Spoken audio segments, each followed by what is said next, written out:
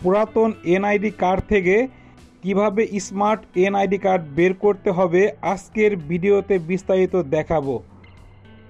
প্রথমে একটি browser open করতে হবে এবং এনআইডি চেক করার জন্য একটি ওয়েবসাইটে ঢুকতে হবে। সেটি হলো service.nid.gov.pub/card-status।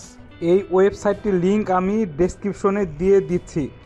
আজকে আমি দুইটি এনআইডি নাম্বার দিয়ে কার্ডের স্ট্যাটাস যাচাই করব।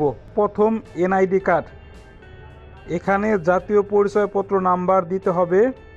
এরপরে জন্ম তারিখ, দিন, মাস, বছর এনআইডি কার্ড অনুযায়ী লিখতে হবে।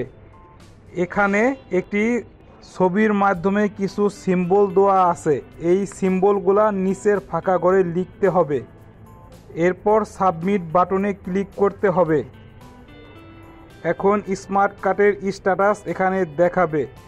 আমি যে এনআইডি কার্ডের নাম্বার দিয়েছিলাম এই এনআইডি কার্ড এখনও স্মার্ট কার্ড রূপান্তরিত হয়নি।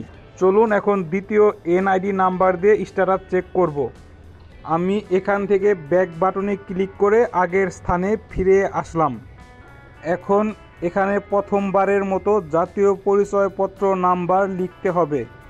এরপর জন্ম তারিখ দিতে হবে, প্রথমে দিন, মাস, বছর এনআইডি কার্ড অনুযায়ী তথ্যগুলা লিখতে হবে।